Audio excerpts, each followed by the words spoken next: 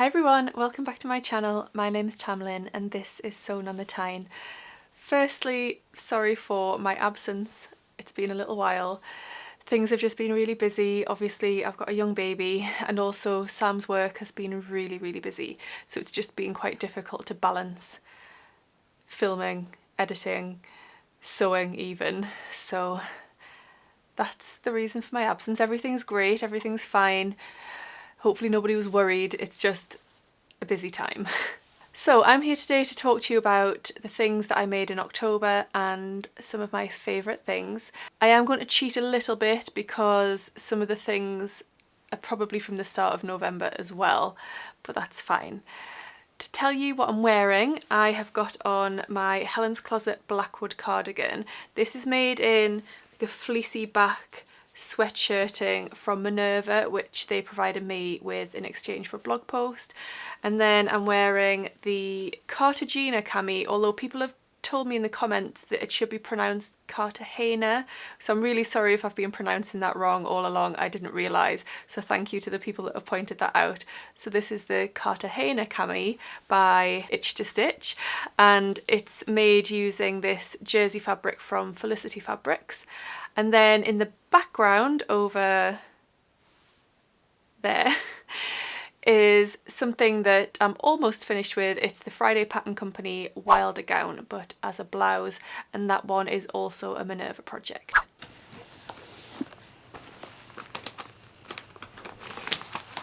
Right, I did not make very much in October. It's going to look like I've hardly made anything. But the reason for that is I've been cutting out a lot of projects. Sam at the moment is working from home 1 week on, 1 week off. So when he's working from home, he is in this room because it's like his office, my sewing room combined. So when he's working from home, I can't really be in here at all because he's got a lot of meetings to do. And downstairs I can cut out. I can't sew, but I can do lots of cutting out. So I've cut out loads of projects ready to go when I can get up here and sew. So in terms of my productivity for October, finished garments wise, it's not going to look like I got an awful lot done, because in fact I finished one garment in October, and I'll show you that first. So the garment that I finished in October is these amazing Miller trousers. The Miller trousers are a pattern by Paper Theory. They have an elasticated waist. You can make a version with a drawstring waist or a tie waist. I haven't done that. I've opted for, if you can hear my cat purring or meowing in the background, it's just Chester. I opted for just the simple elasticated waist version. They've got pockets and they're just a really lovely, comfortable, high-waisted pair of trousers. Now this fabric is incredible. It's a Lady McElroy viscose linen blend, which is from Felicity Fabrics. I was provided with this fabric in return for a blog post, which will be coming up soon, hopefully. I've sent it all over, but they have to schedule them in because they've got other bloggers as well. So I will link to the Felicity Fabrics website down below, and as soon as that blog post is available, it will be on there for you to read all about the making of these trousers. I just followed the pattern instructions to make these. They're really straightforward. The only thing I did slightly differently was the hem of the trousers, and I finished that using bias binding, and that was actually a suggestion by my mum. I tried these on and decided that I didn't want to lose too much of the length of them by hemming them, and these trousers in the pattern instructions have quite a deep hem, so my mum suggested finishing with bias binding, and I had this gold bias in my stash, which is absolutely perfect, I think, to go with this fabric. So I'm really happy with these trousers. I've already cut out another pair of Miller trousers in exactly the same sizing. They're just a great trouser pattern, really great casual, comfortable pair of trousers. I also finished them with a little label inside which says "So Lovely," and this is by Paige Joanna, and I'll link to her Etsy shop down below as well. So thank you to Felicity Fabrics for providing me with that fabric because I adore it. Right, I did work on a couple of other things in October, but I didn't finish either of them. So this is my Tilly and the Buttons Alexa jumpsuit, which I've been talking about, I think, in a couple of videos. I've made this as a wearable toile, and actually the sizing's great. I'm really happy with it. I've tried it on. I've got it to the stage where the legs need hemming, the arms need hemming, and the buttons need attaching. I've done the buttonholes, but it's very close to being finished. However, I had a slight issue, which is the reason why this is being put on hold. In the pattern instructions, it directs you to finish the sleeve hems and the leg hems on an overlocker if you've got one before you hem them.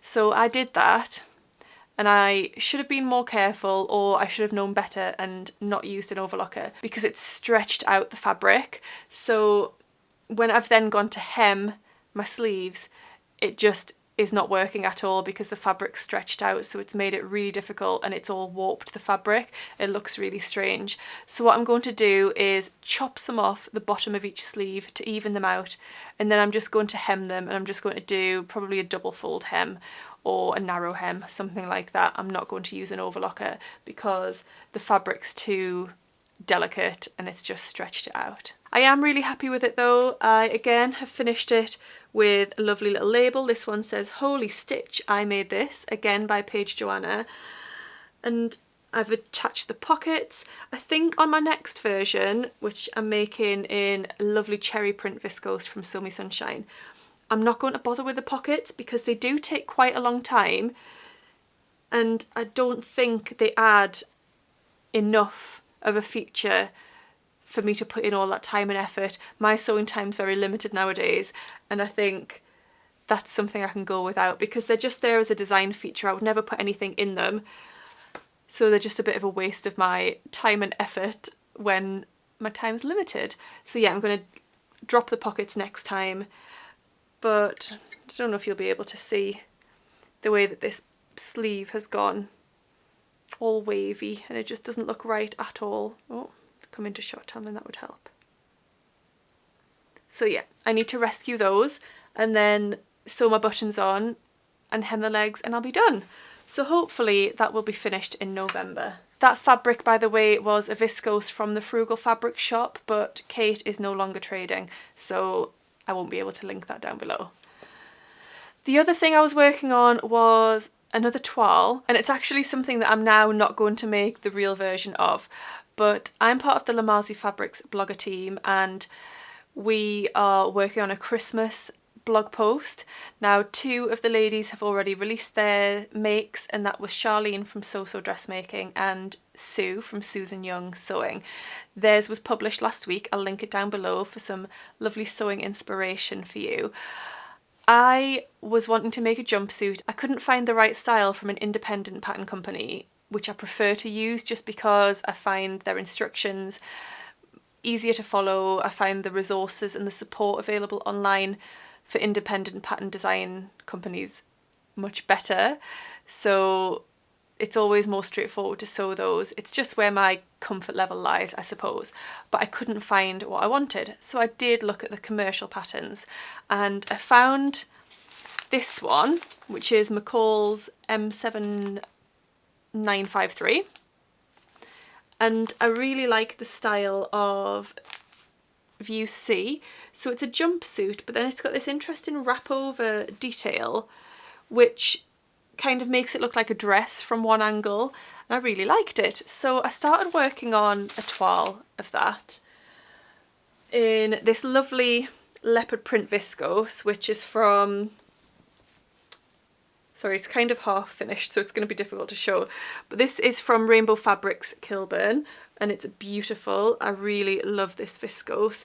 They actually sent this to me as a surprise gift in my order, so I'd ordered a few pieces from them and they put in some extra fabrics for me just as a gift, and this was one of them. So I've been working on the toile for that jumpsuit, and I do like it. I think in the future I'll probably go back to that, but I didn't love it enough to make it for this Christmas blog post, and I didn't want to use the fabric that I'd chosen for that blog post for this jumpsuit.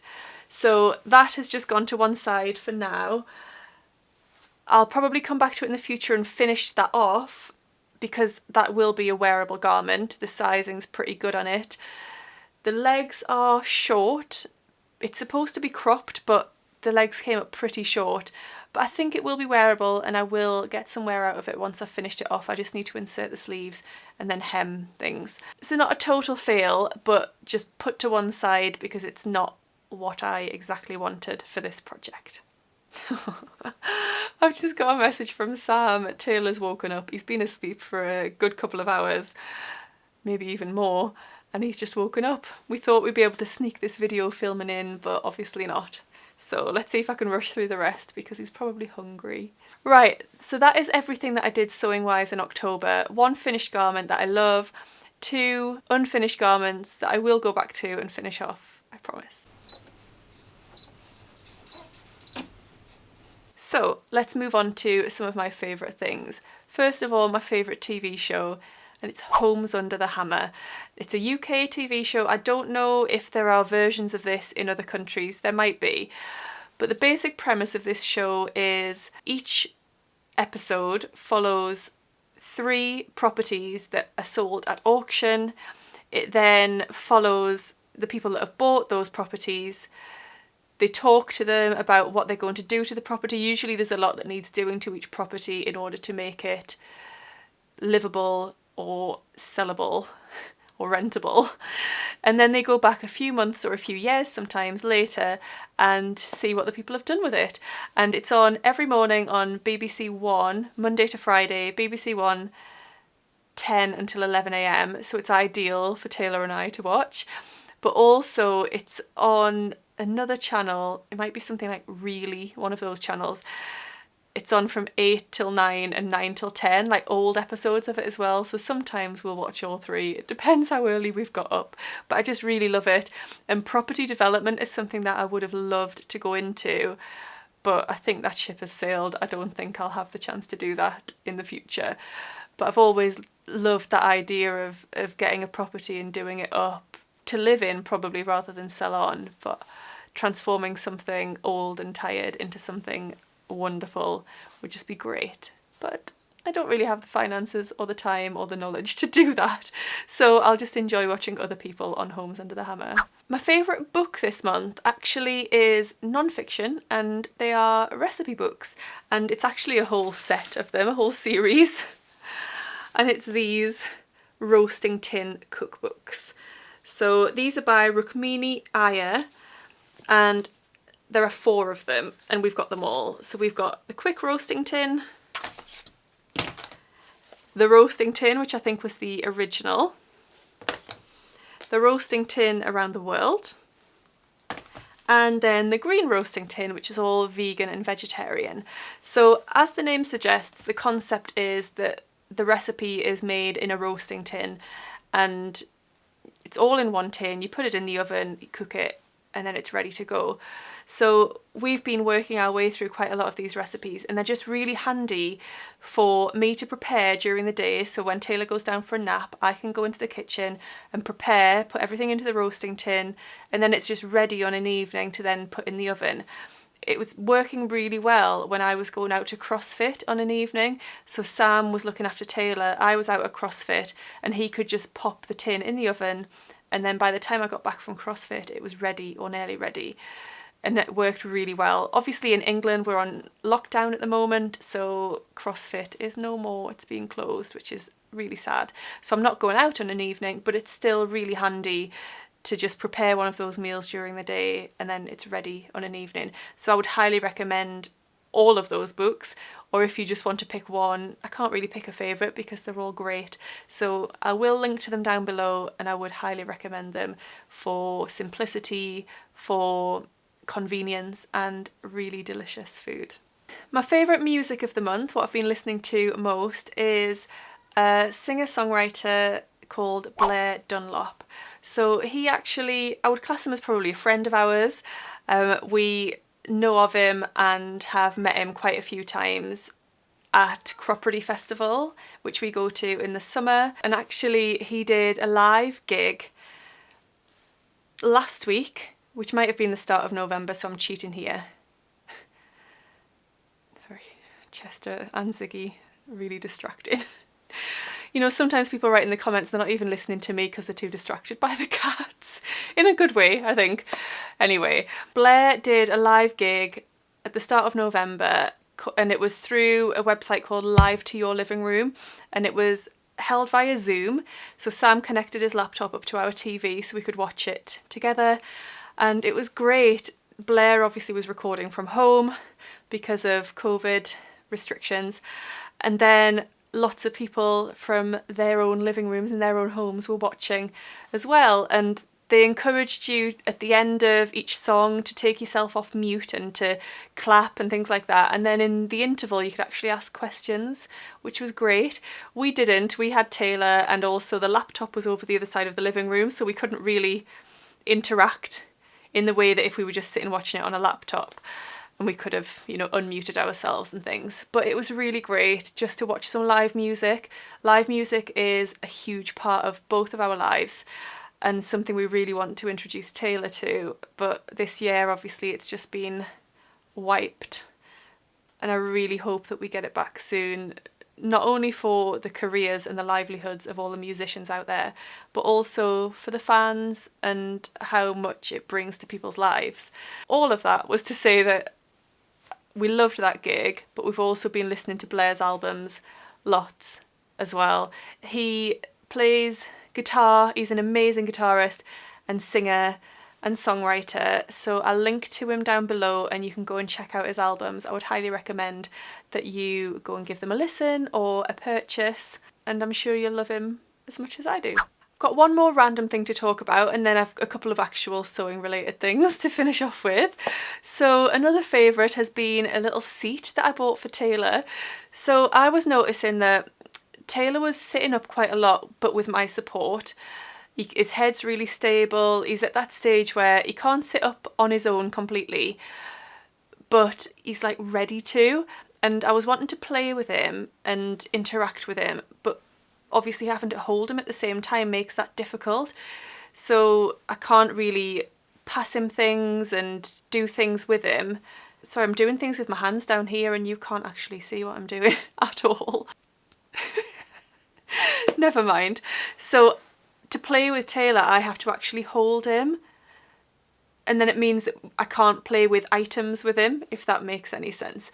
So I had a little look online and found this chair, and you can either use it just as a seat, or it has a tray attachment and then like an interactive PlayStation attachment that goes on the top. So you can use it in lots of different ways, and we've just absolutely loved using it with Taylor. When we first got it, Taylor was a bit unsure, and I think he got a little bit frustrated quite quickly, so he might have lasted a couple of minutes in it when we first got it. But gradually, over the weeks, the progress that he's made, it's just incredible to watch, because he can now do so much, and he loves sitting in it for maybe half an hour at a time, maybe a bit more. And I'll sit with him with the play attachment on, so it's got things that he can spin and touch and flip, and you know, he's learning how to do some of those things, which is really lovely. But then also I've been taking that off and just having the tray on there and then playing with other things with him. So I had some tissue paper that I was playing with him and some Play-Doh and things like that. So I've just really enjoyed being able to play with him a bit more because he's secure in that seat and he's supported. It's been really lovely. So we got it from Mamas and Papas. They do it in a few different colours of seat, not that it really matters, but I've really enjoyed using it and Taylor has loved it too. So a recommendation, if you have your own baby or know people with babies, I would recommend it. A YouTube favourite of the month is a long-time favourite of mine, and I'm not sure if I've mentioned her before, I probably have, but it's Angela from Devon Thread Tales. She is so lovely, she's got a wonderful personality, just full of fun and warmth and, you know, amazing charisma. I just really enjoy watching her. It's like just watching a friend, which is really great. But the reason I've picked her this month is because she has been introducing her daughters into her YouTube videos, which I've absolutely loved. So Angela films lots of videos like fabric hauls, what she's been making, wardrobe audits, were they a wardrobe audit, or sorting out a wardrobe, something like that. I really enjoyed those ones recently. She talks about sewing plans, things like that. But her most recent video was a makes video, and 2 of her daughters came on and shared what they had been making, which was just so lovely. I really enjoyed watching them, and her daughters are just absolutely gorgeous. They're really lovely. One of her daughters as well, Amy, is a knitter, and she very kindly knitted a cardigan for Taylor and sent it as a gift, which was just so kind. And it's a beautiful cardigan. It's green and it's got these lovely little wooden buttons on, and Taylor looks gorgeous in it. So thank you so much, Amy, for knitting that for Taylor and sending it. It was really kind of you. So yes, I'm sure you all follow Angela already, but if you don't, go over to her YouTube channel and subscribe, because she's got amazing content and she's just a wonderful, beautiful person. And then the last thing I wanted to mention as a favourite before I go is the new Minerva website. So Minerva Crafts, as they were known before, are now just minerva.com, and they have completely redone and launched their new website. Now, I have found the Minerva website very difficult to use for a long time, and I know a lot of people have. So this is a really welcome change to the way they operate. So rather than what it was before, which was mainly just a shop, but then it did have a blog as well, now it's like a shop combined with a social media. So it's sort of Instagram and Pinterest combined with a shopping experience, which is great. I really love it. I'm taking my time to explore the different features, and everything I come across I'm really enjoying. So a couple of the things that I really like about it are anyone can have a profile. So you don't need to be a blogger for Minerva. Anybody can make a profile on there. And then by having a profile, you can share things that you've been making. They don't have to be with Minerva fabric. You can use it in the way that you would use Instagram, I suppose. But then you can also follow other people, like their posts, comment on their posts. You can even save their posts like you can on Pinterest or Instagram, and you can collect sort of an inspiration board for yourself. When somebody posts something that they've made using Minerva fabric, there'll be a link to the fabric and even the notions and the pattern that they've used. So it's really great. Some things have been popping up that I've been browsing through, and I've thought, wow, I never would have looked at that fabric, but seeing what that person's done with it, it's really tempted me to then go and buy it. And then, you know, it might be that it's $6.99 a metre, which is a really good price, and it's kind of helping you with your shopping experience, I suppose. Also, if you're browsing fabric, so rather than browsing people and the inspiration side of it, if you're looking at the fabric, anyone that's used that fabric to make something and they've tagged it, it will come up at the bottom of that fabric page. So if I was looking at a seersucker or a checked cotton gingham in navy and white, and somebody's used that fabric to make something for a Minerva blog, it will come up so I can see what they've made with it, and then I can decide, oh yes, I really like it. I can look at what they've said about it and think, yeah, I want to use that fabric, that sounds ideal. Or the person might have had a bit of a problem with the fabric, it might not have been as good as they'd expected. And then I might think, oh, I'll look for a different one because they had a bad experience with it. So I love those features. Another thing that Minerva have added to their website is that you can now order in smaller increments. Previously, you could only order in full meters, which was really quite annoying and could be very wasteful. If you needed maybe just over a meter or just over 2 meters of something, you would have to order the next full meter. But now, anything from half a metre upwards you can order in 10 centimetre increments, which is a brilliant change. So if you are on Minerva, if you have a Minerva profile, please leave it down below and I'll go and check you out and follow you if I don't already. And you can find me over there, and my profile name on there is Sewn on the Tyne. So I've got lots of projects coming up that I need to add to the Minerva website, blog posts that I've completed but I now need to upload. So I'll be sort of filtering those through over the next few weeks and months. I don't just want to bombard the website with all of the things that I've made, so I'm going to just trickle them through gradually. Also, on the Minerva subject, Mel from Handmade by Ditsy Tulip has filmed a video about how to use the new Minerva website. I haven't had a chance to watch it yet. I will do that, it is on my list to watch, but I will link it down below if you want to check it out. I think she talks you through the new things that you can do on the website, which will be really useful.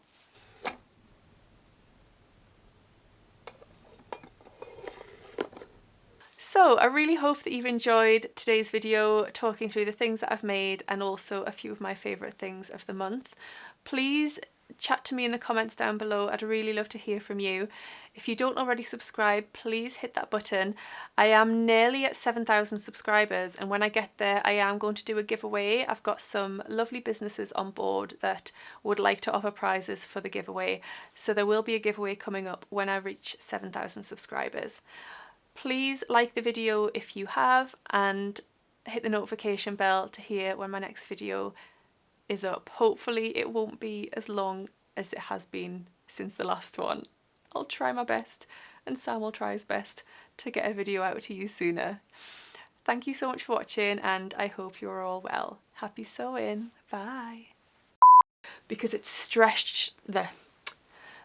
I couldn't find the right style from any of the independent